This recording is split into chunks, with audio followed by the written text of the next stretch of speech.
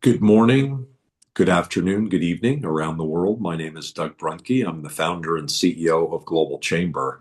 What a year we have ahead of us. On Tuesday, we have a chief economist at BMO Bank speaking about the outlook for the year. And in preparation for that, a week or two ago, she told me quite candidly that she was worried about 2026. Not so much that things would be bad, more that she feels like things will be very good, and everybody seems to think things will be very good. And that's the general consensus by people. So her concern was more, the sheep to slaughter kind of approach. Like, are we headed to something that nobody can see? Right now, it looks amazing in terms of the amount of activity all around the world. There is change all over the world, and that can be quite unsettling. There's also a lot of bad things going on in the world, as there always is. And right now, it seems like we have certainly our share there. So it's very important to stay engaged with the world more than ever. And Global Chamber is a great way to do that, especially on the business side. We have spectacular members, and one is Sherry Dalachahi.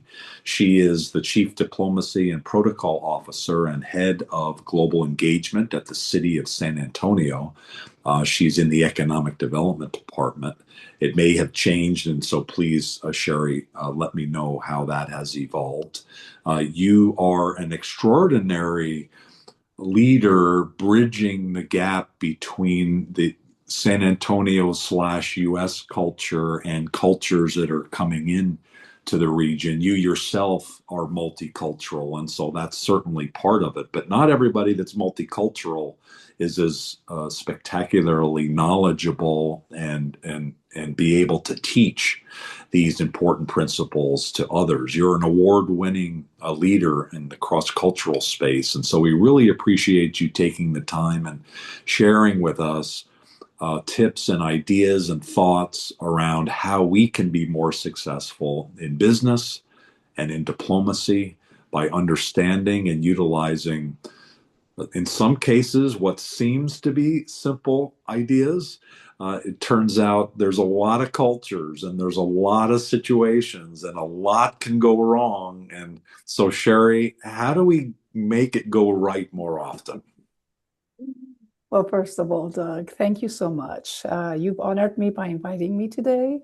And I have to, before I even answer that question and jump into talking to you, I think I would first want to congratulate you for coming up with the concept of the Global Chamber. I've always been very impressed by what the Global Chamber, or rather the network that you have, and the idea you came up with, which has really worked very well, is connecting communities, not just in the United States, but across the world, and kind of growing that network and allowing like-minded people with similar interests, in kind of connecting on, especially around business and trade, and other ideas to come together. So congratulations on your work.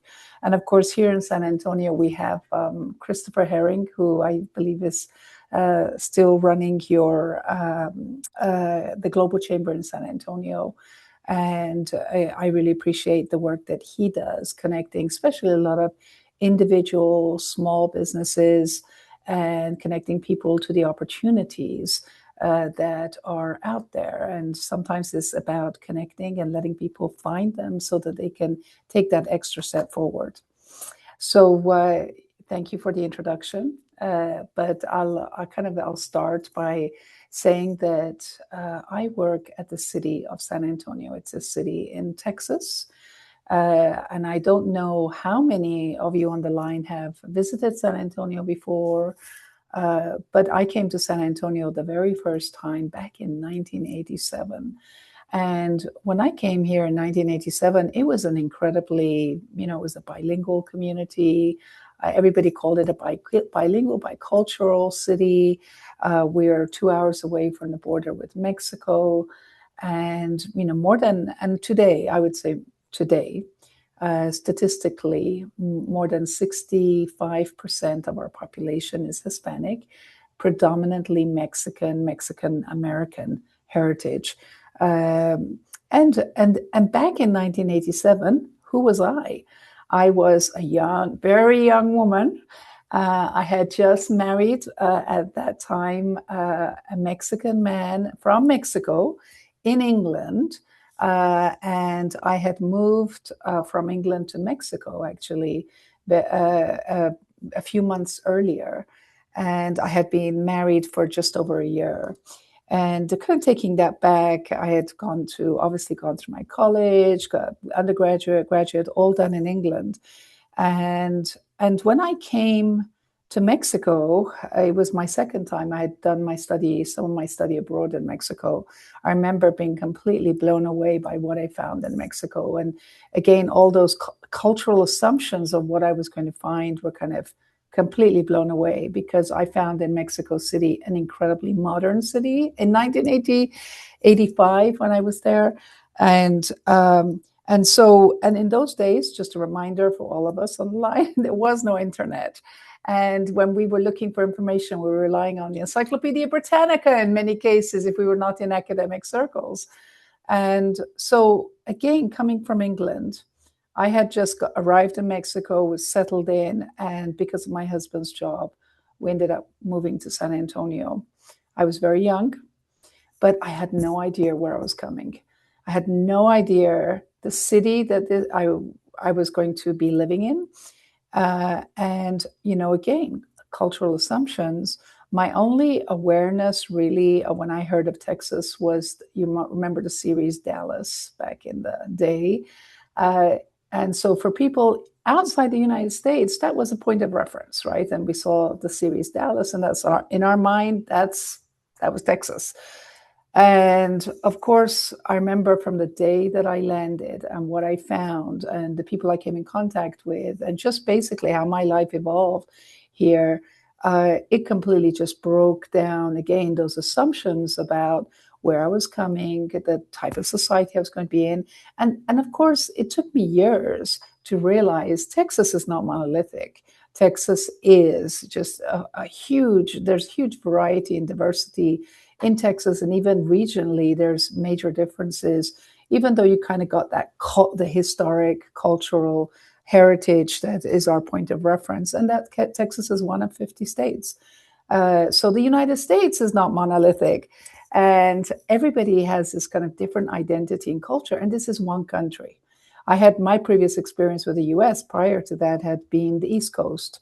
And again, I'd never been to California, never been to the center of the country. And coming from Europe, it's that assumption that America, United States was the same everywhere you went. And again, what I learned soon and continue to learn is how much this country is different and diverse. And again, we're talking about one country, and yet these multiple cultures and nuances. So now spin forward. My life has moved forward. We're talking decades and decades forward. I work at the city of San Antonio, and I'm honored to work in the municipal government. I head up all of our international relations at the city. And when I joined the international relations team at the time, again, it wasn't a new department. San Antonio had an international relations team since 1986. And at the time, in 1986, the mayor of the city was someone, maybe you've heard his name, former Secretary Henry Cisneros. And Henry Cisneros was actually an incredibly visionary leader. When you think about the times we were in, and again, 1987, when I arrived, we really kind of thought very much of Mexico, San Antonio, the international, global. It was very, very connected more to that idea of Mexico. And Henry Cisneros, as the mayor, had this incredible, again, because of his own experiences, his experiences as a student, his fellowships, etc. Prior to even stepping into the mayor's office, he had had these opportunities given to him, which had allowed him to open up his global perspective. And when he became mayor, he brought that into his office. And one of the first things he said when he first became mayor is, this is the time we need to start looking at Asia. San Antonio needs to look at Asia. Our future, the opportunities for future for our community lie in Asia. In those days, really, I mean, our communities were not thinking like that. And so again, I'm talking about 40 years ago. And maybe in kind of historical timeline, that feels like yesterday. But when I look at 40 years ago and I think how our city has evolved and where we are today, yeah, I now say San Antonio is an international city. I'm very proud of that. I am proud of the fact that I can say, and I say with full conviction, we are a city that have in our population people who represent so many different countries and are from all over the world. And so in my job, I get to, so I am, Doug, yes, you're right. I am, the area that I head up is the global engagement office within the city. And for several years now, it has fallen under the Economic Development Department. And usually at the city level in the United States, where cities that have someone who has that title or does have in their job description that international relations, international outreach, typically, you know, it's been interesting to see where they fall, but you'll see mostly they fall under economic development because for cities, kind of, if I'm going to invest in staffing and resources for international, there has to be a ROI, and it's always about what is it for our community, what business are we bringing, how many jobs are we creating, what investments are we bringing here. And then there are communities that, you know, the international comes under their government affairs, or in some smaller communities, it might be under their tourism department. At the end of the day, the work that we do when we are international leads in our city is very similar, whether we're in economic development, in government affairs, in tourism bureau. And so what I'm going to say is kind of, I think a lot of people in my position would report the same thing. We work with, obviously, number one, who are my clients? And my clients, I've got my internal clients within the city organization, and starting with the mayor and city council, it's advising them on matters of foreign affairs, procedure, protocol. I manage our international relations program. Our official relationships. So these are our sister cities, friendship cities around the world, and the portfolio. And again, that's been a very interesting part of our work here, because again, it's not always about, you know, getting economic outcomes out of some of those relationships. It doesn't work that way, but it's how those relationships enrich us culturally and help us develop a better mindset in terms of learning about the country and the culture that we are dealing with. And that part of my job I really love. Another part of my job is protocol, international protocol specifically, and it's making sure that we, and very simply said, we are setting the stage so that all of the engagements and meetings and encounters that take place between our leaders and visiting foreign dignitaries here in San Antonio, or when our leaders go abroad, are done in a mindful way, thoughtful way, with intention, with purpose, but also culturally appropriate. So when we talk about those intercultural skills, it's a super important part of my work. And because I'm in the economic development department, we do obviously overlap very closely with the team that does the international business outreach, and we coordinate together and that working together to make sure that They know what they're doing because they're working on the business development side. They're working when going out and again with the mandate create more jobs, well-paid jobs, good, and also to create the opportunities in terms of investments and corporate recruitment for our community. So Doug, going back to your earlier comment, right? You're saying it's all about change right now. We are living in interesting times. And I would say that, again, if I was to compare my 40-year ago reference and look at now, the internet, obviously, hey, everybody knows this, the world, it has made the world more accessible.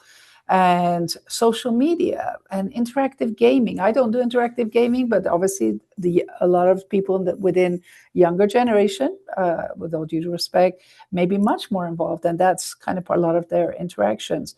They connect people everywhere in the world. And we got news and information everywhere. But at the same time, we have misinformation, we have fake news. And there's this, we keep hearing about this whole world of deep fake. And on the one hand, it feels like we have flattened the world. Everything is so easy, so accessible. It's easy to get in a plane and fly from A to B. Connectivity has changed lives. And along with that connectivity has come increased trade, increased commerce. And of course, that is something that we have seen the impact of on communities and regions all around the world. So when we see that, it's very easy to assume that everybody has a global mindset. It's easy to assume that, well, it's all there, and you just go into your go online, and we have access. And yes, the answer is yes, we do have access. But the assumption that everybody automatically has a global mindset is not accurate. And we do need to kind of really kind of flush that out, understand what it means to have a global mindset. So I'm kind of that brings me to the next question, which is obviously what does it mean to have a global mindset?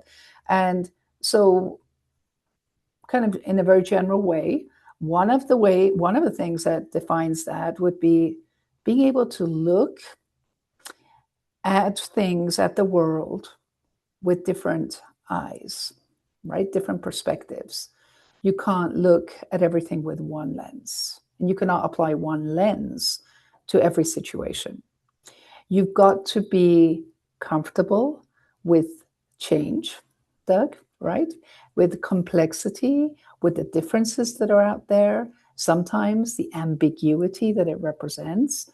That is kind of part of being somebody who has that global mindset, understanding it isn't all monolithic and it is not all the same. We've also, when you have a global mindset, yes, you're focused on what you're doing here, locally, whether you're in a business, whether you're like me working in local government, but you also have to be considering kind of what your global strategy is. We in the city of San Antonio, for several years, we've developed and worked, and this really kind of more under the economic development side, worked on developing international strategies, and how can we focus our efforts around the world, because we cannot be there everywhere. But very often, again, we're bringing it back to global mindset, having a strategy, but also, again, how do you balance the two, your local perspective, your local needs, but what's the realities that are out in the world? And, yes, there's a lot of noise out there right now, tremendous amount of noise. And sometimes you have to cut through the noise. Sometimes you have to kind of just stay in the lane to kind of look at what is real, and then focus on those objectives.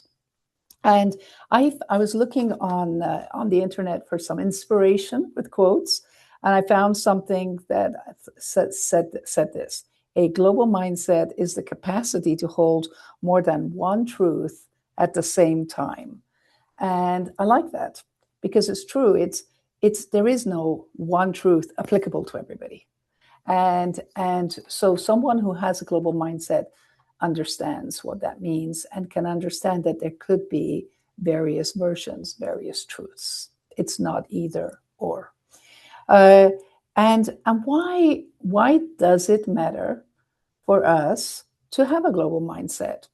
And of course, in our world today, increasingly we talk about trade and the prevalence of trade around the world and the interconnectedness of our supply chains, and of course the all constant, right, political changes that have an impact domestically and international.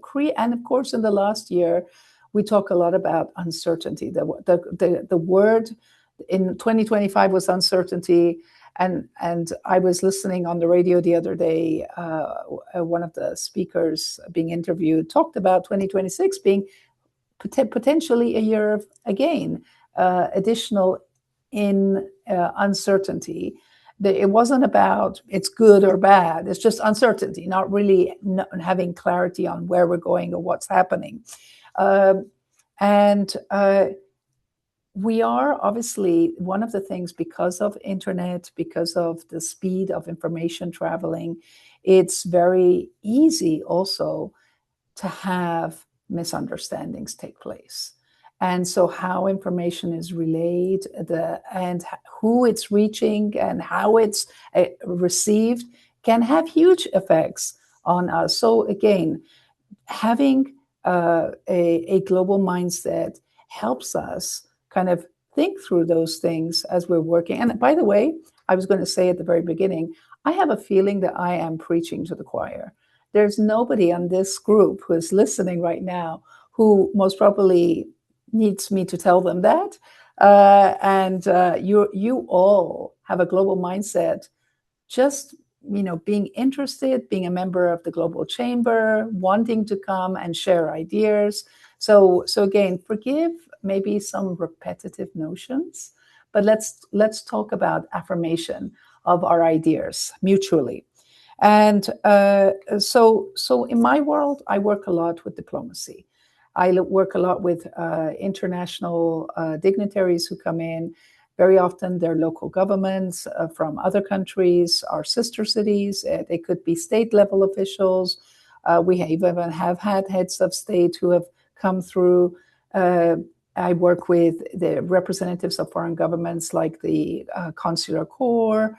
But again, a lot of that work that I'm doing diplomatically, again, kind of aligns and goes side by side with someone who's working on the international business field and the work that they're doing. And we do receive business delegations. And, very often we apply the same principles and how we work with them as we do with our diplomatic delegations. So I want to kind of, before I move on to the next idea, talk about the importance of understanding that it's really not about what we know. We can't know everything. And often we feel, my God, there's so much information out there and it's so overwhelming. But it's how we are able to adapt across cultures.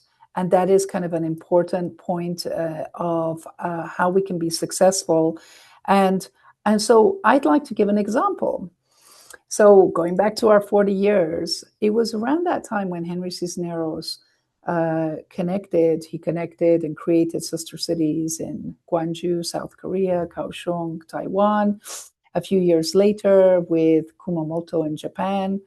And so by the end of his term, we had 3 new relationships in Asia, each with their own nuance, their own personality. But the one relationship that kind of took flight, and over time, and I'm not talking about 1 year or 2 years, I'm talking about decades, ended up being an economic boom. The outcome resulted in a tremendous economic boom for San Antonio. And that was the relationship with Japan.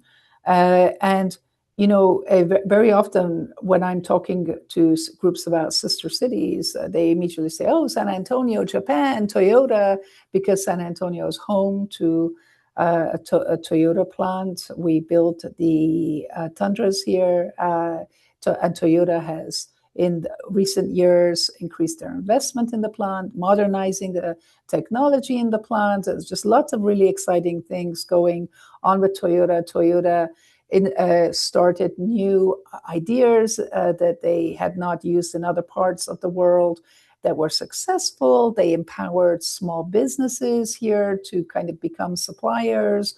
We have very successful small business, minority small businesses who kind of stepped up. And so years later, we have this wonderful economic story. But everybody thinks, oh, was Toyota based in Kumamoto? No, it wasn't.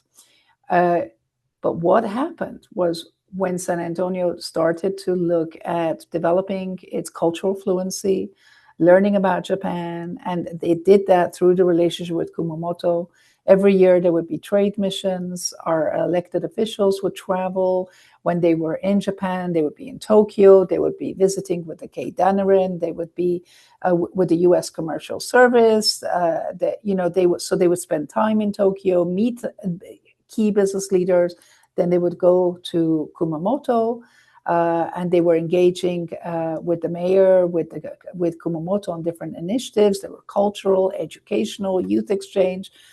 But over time, and 15 years later, we had this wonderful opportunity that presented itself when Toyota did decide to open up a plant in San Antonio, and the rest is history, because it really kind of was the start of the automotive industry in this region. So that success story, doesn't just happen. And the success story, I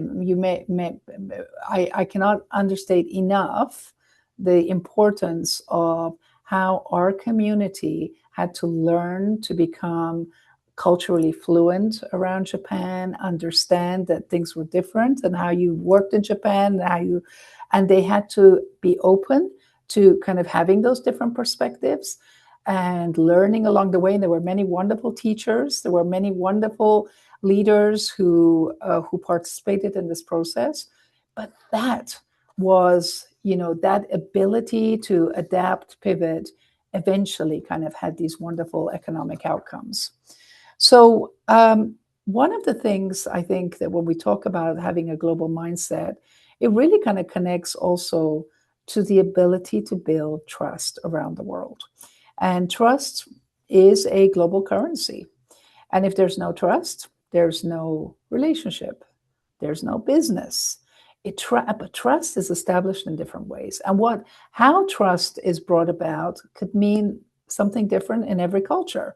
So, in some cultures, it could be very much based on kind of the credentials and contracts and that kind of formality. In other settings, it may be about how you develop the personal relationships that lead you to kind of develop the foundations that can allow you to do other things. And then, of course, when we're talking in my world, the world of diplomacy, the work that I do, it's about protocol, respect, continuity. And I would again say that, it's very easy. We tend to, it's our tendency to make assumptions. But one of the things that I think we see, especially as you develop yourself global with that global mindset, is that you realize that we can't assume everything in the same way. And the assumptions we're not necessarily always shared. So what I assume, oh yes, this is the situation that I've had. This is my understanding of situation.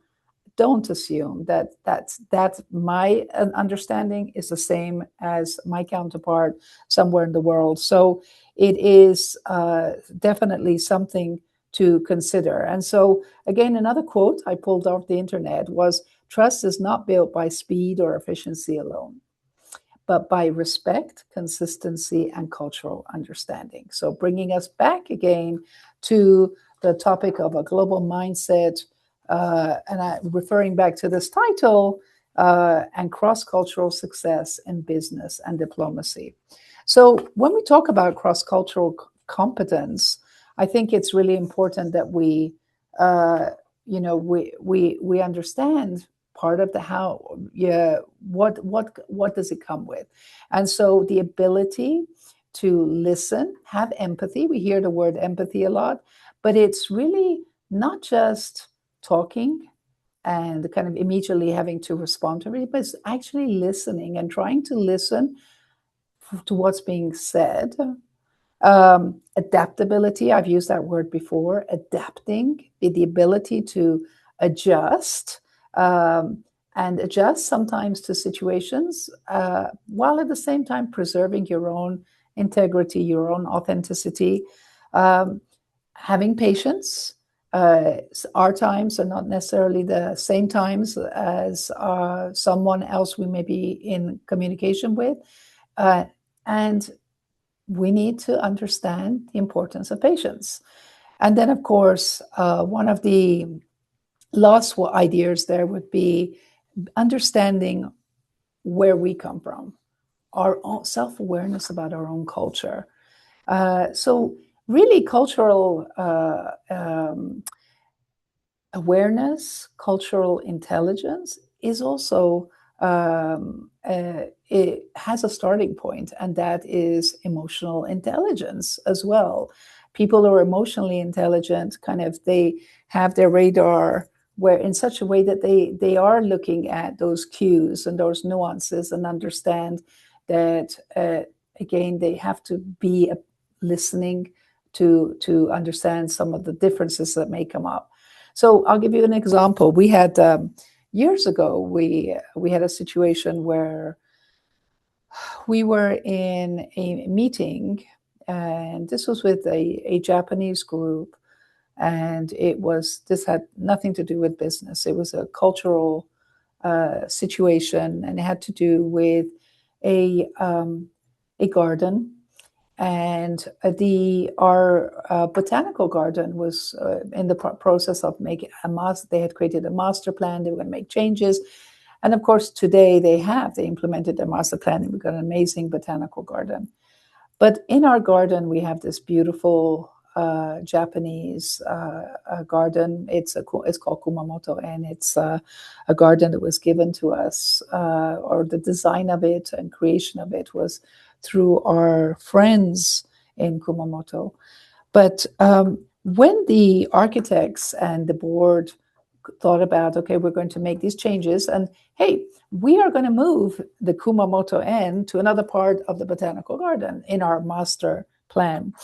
And so fortunately, they reached out and they said, we wanted to let you know this is our plan, and just so you're aware. And we said, well, thank you for letting us know.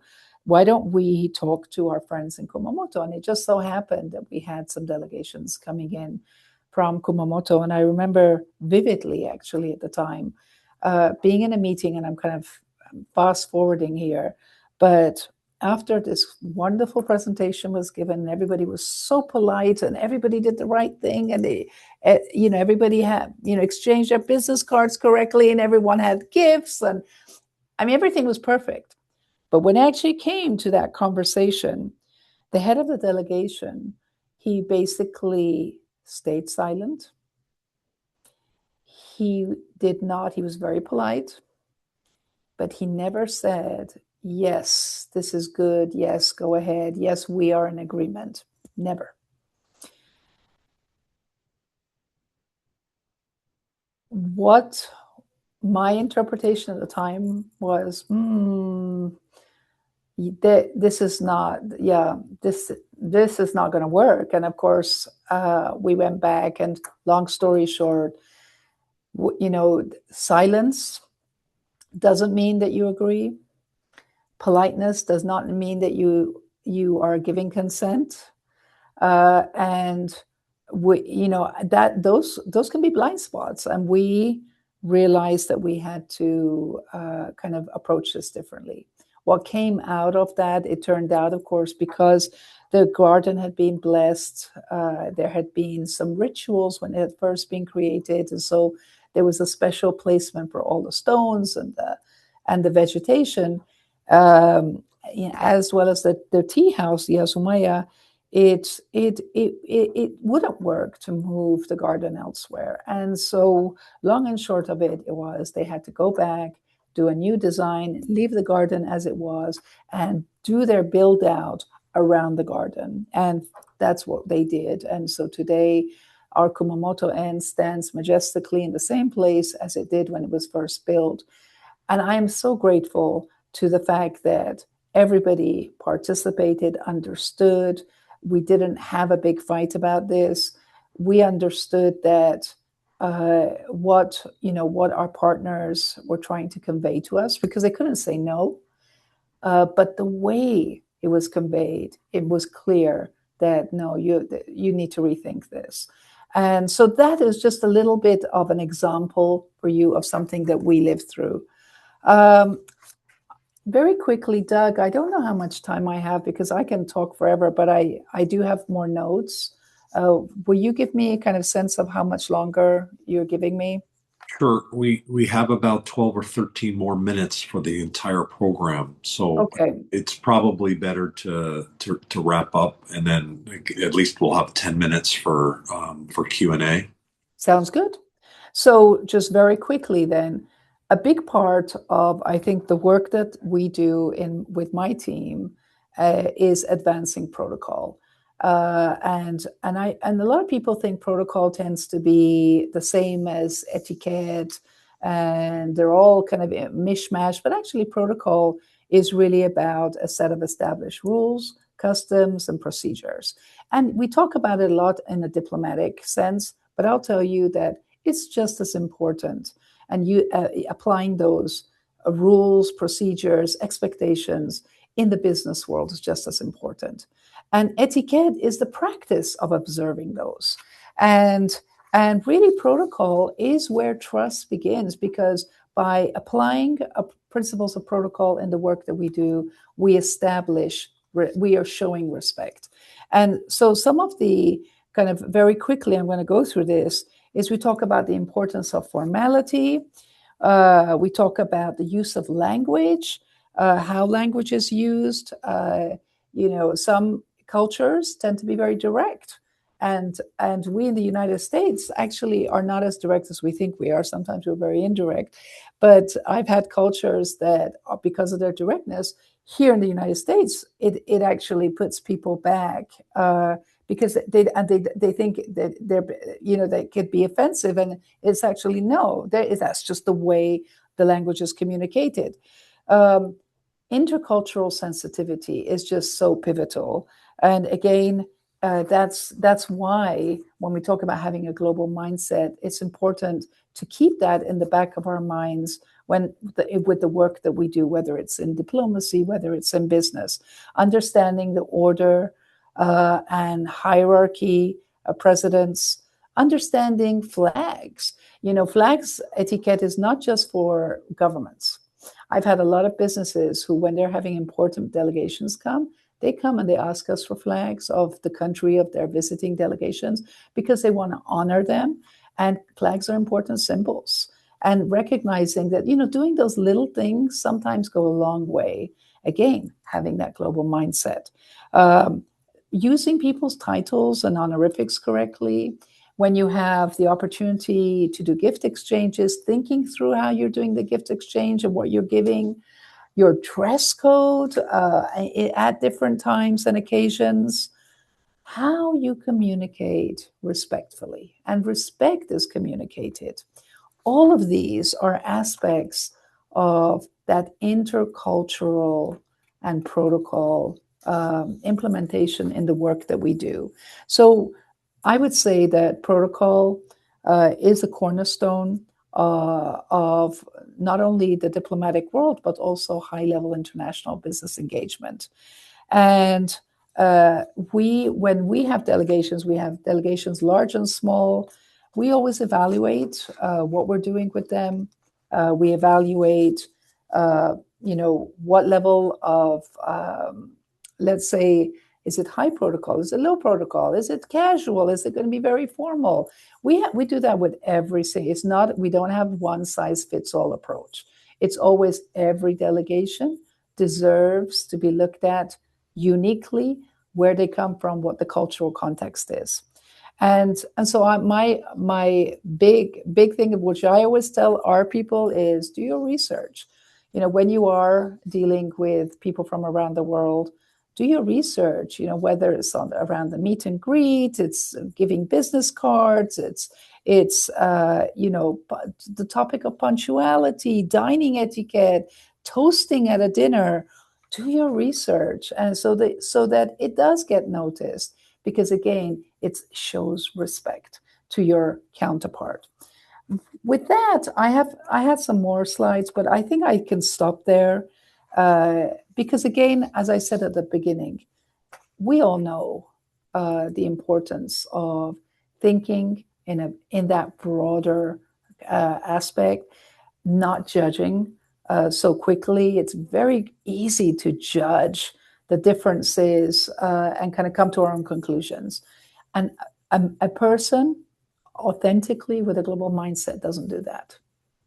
That person looks at the situation, looks at every angle, tries to understand every perspective, and tries to draw that kind of, obviously we sometimes we have to detach ourselves to try and kind of allow ourselves to have those perspectives, so that we can see things a little bit more clearly. Doug, I'm going to leave it at that. Thank you very much for this opportunity. Great information. Thank you so much. Someone with a global mindset has her hand raised. Dana Austin, do you have a question or a comment, please? I have a good morning, good afternoon, and buenos dias. I have a question, Doug, and a comment.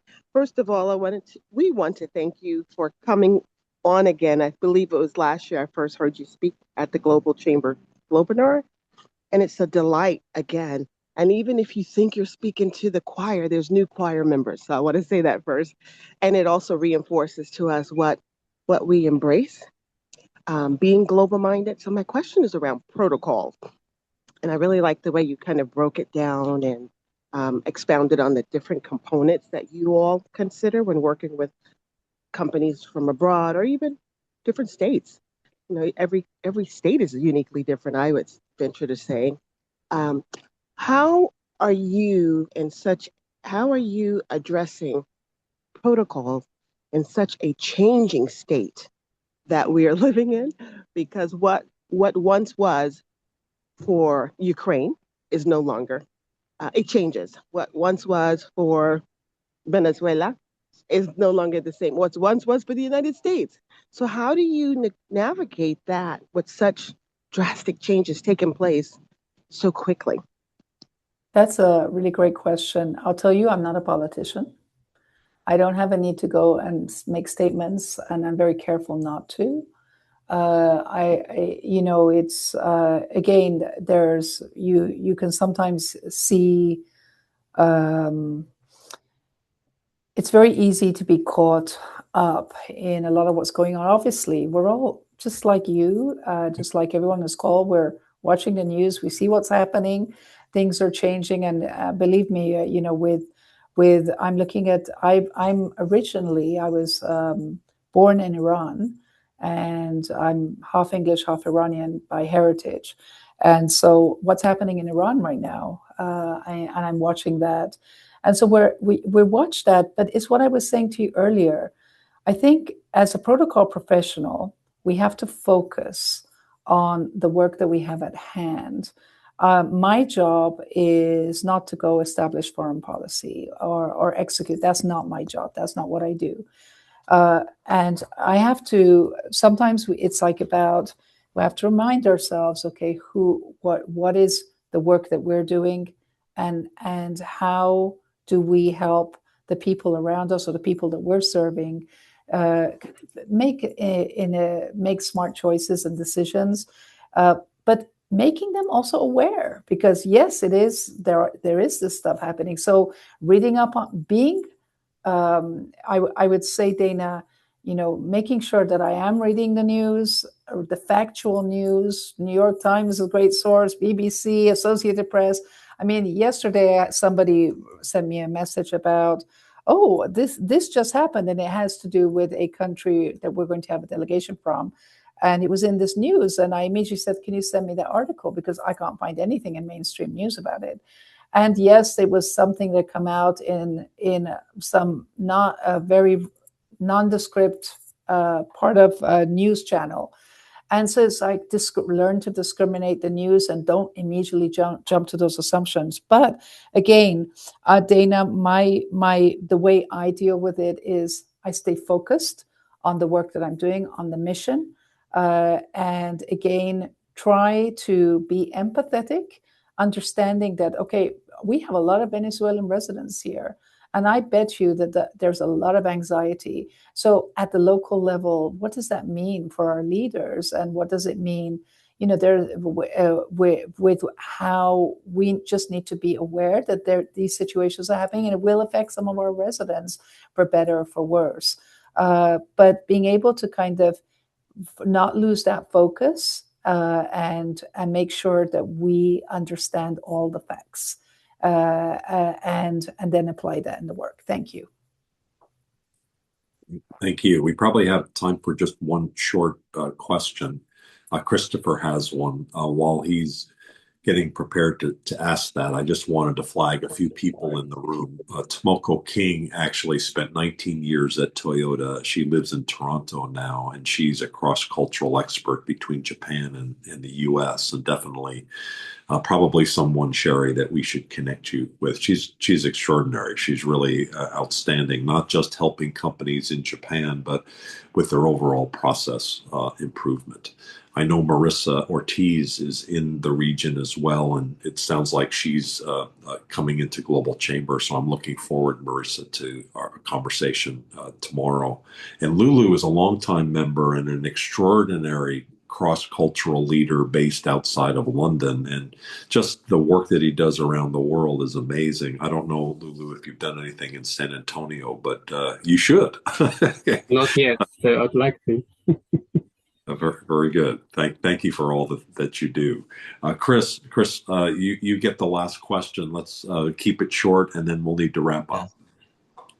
I just wanted to say that what really struck me was what you said, that a global mindset means having more than one truth at the same time. In my work as a language teacher, the same person has to have two truths in their own brain, because you have a different personality in a different language. When I speak a different language, I become a different person because the interactions are very different. And so one of the first things that I do with a new client is I have them speak to me in their own language. And it's even better if I don't know their language, because I have to see what their personality is, which you can see when people are speaking their native language. And then the trick becomes taking that personality and expressing that in English. And there are very different ways to do that in English, and those can be learned. So I was fascinated by what you were saying, and this is because you're talking about the issues that I work with every single day, and they are endless and endlessly fascinating. So thank you. Christopher, I'm going to give you a response to that, because as soon as you said that, it reminded me of a situation I lived in. This is very personal, but when I married my Mexican husband, when I met him, I was in Mexico and I was studying at the university. And so our relationship started in Spanish. I had been studying Spanish for many years, but the relationship I developed with this man was done through that lens of we communicated in Spanish. And years later, when we were in England, when we were around my family, we would speak in English. But as soon as I spoke with him, I spoke in Spanish. I couldn't speak with him in English. And then when we had children, and our children were actually born here in the United States, I spoke with my children in English, but I spoke with him in Spanish. He spoke with the kids in Spanish. Of course, this is, very common in many multilingual families. But once, after we moved to Mexico, he said to me, can you speak to me in English so that I don't forget my English? And I remember saying to him, I can't. Because when I speak to you in English, I feel like I'm speaking to a stranger. I cannot relate to you in English. So it even had that psychological side to it. And again, I had to tell you that it's a very personal story, but it was how even in my marriage, in this intercultural marriage, that the way we communicated was impacted by the language that we used. Amazing. Beautiful. Great story. Great Yes, way to end the conversation as well. I Lulu, can did you echo have? that. I can echo that because my wife is from the UK and then her mother is German, so we have kind of three languages going on at the same time. So yeah, Amazing. Well, thank you so much, Sherry, for thank you. joining. We have today back to back to back Globinars, and so we'll need to end right now. This one on cross-cultural and on global mindset was fantastic because of you, Sherry. Thank you so much, and for all the participants in the room. Our next conversation that starts now is on leadership, global leadership, having leadership in epic, changing, dynamic times. And Rutherford Pascal, along with Dr. Crawford, will from the UK, connection to the UK, but she lives in Las Vegas now. She both of them, along with some others, I think Lulu is joining that one as well. We'll be talking about how to navigate today's times as a leader, and then in an hour we have another UK connection. Carla Watt will be talking about global sales and how to think about sales for your business in 2026. And avoiding chaos is actually the name of her conversation. So maybe that's a great way to kind of loop around what seems to be chaos when you're a global mindset person, because we have two truths existing in our minds, and because we're flexible and we have our impulse control under some control, it doesn't feel as much chaotic as other people might perceive the world. We have our feet on the ground, I think, a little bit more solidly. We still get upset. We still need to take action when things are wrong. But I think we're well positioned, having global mindset, to be effective in these particularly dynamic times. And Sherry, thank you for being such a leader in this area. We appreciate you. Thanks. Thank you. And thanks, everybody. Have a great rest of your day. And let's have our best year ever, okay? Thank you so much. Have a great day. Yeah, thank you. Bye for now. Thank you so much. It was Bye. a great meeting. Thank you. Bye-bye. This Goodbye. was great. Thank you very Bye. much. Thank you. Bye bye. Thank you, everybody. And thank you, Sherry.